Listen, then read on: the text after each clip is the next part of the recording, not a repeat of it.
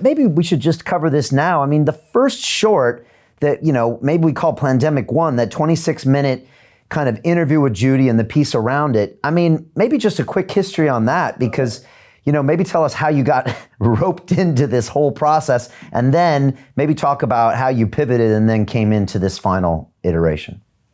Wonderful. So I met Judy through a very good friend named Dr. Lori about 2 years ago. She brought her into my office to meet, and she said, "You have to hear this woman's story. It might make a good movie someday." It was kind of that kind of a meeting. And so I sat down and I listened to Judy's story. And I got her intention was so pure, so clear, that she didn't care about anything other than just getting her story out to the world. She was give it away. And I really tested her with a lot of tough questions, and I have a great bullshit meter. And so I looked into her eyes and I listened to her, and I was moved by her story, and I could see the damage that had been done to this brilliant woman. If you just stop for a moment and listen to her, some of the things that she's been criticized for, because she's not a perfect being like all of us, and she doesn't always say the perfect words, and she's a little rough around the edges. And some of that may have to do with the fact that she has been dragged through hell for the past decade plus.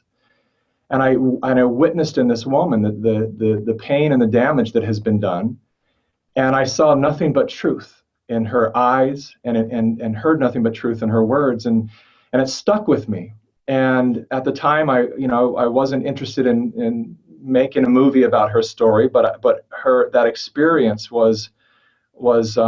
stayed with me. And so when the pandemic first occurred, I had a meeting with Judy set up, and I sat down with her because I really wanted to learn, I want to know what's going on from your point of view. I was very impressed by her knowledge and wisdom that I experienced on our first meeting, and I had seen her a couple times since then, and really got a sense that she's a brilliant woman. And so I wanted to meet with her and find out what was going on. And as we sat down, it became clear to me that I wish I had my camera with me, because it was just what was coming through her was so important, and I thought the world really deserves to know this.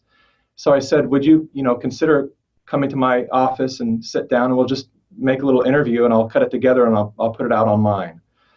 And it was halfway through the interview with her that I was involved in another movie called The Narrative, which was to really do what a lot of Plandemic did, which was expose the media and who controls the global narrative. And I was already deep, probably 18 months into that project, working with a lot of whistleblowers. And I just knew during the interview with Judy, I said this is more important right now than the narrative, because it's urgent and it's happening to all of us right now. And I made my decision in my head in that moment that the narrative was going to be pushed aside, and we were going to create something to really expose this pandemic. And that's where it started. And then as we started to edit her interview, of course, there's no way that we could have predicted the extent of its virality and what it did.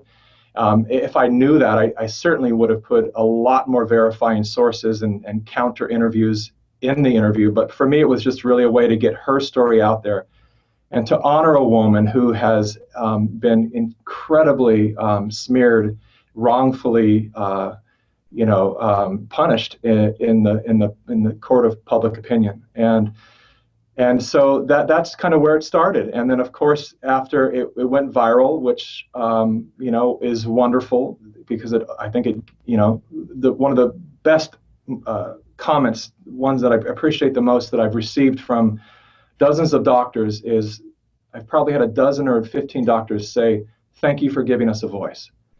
And there's nothing that feels better than that, because when these doctors break down for me the stranglehold that they've been under forever, and the way they express the pain they feel for being unable to serve their oath to do no harm, and that they may see that restored within their lifetime, to feel that feeling is probably the greatest reward that my team and I have experienced through this process.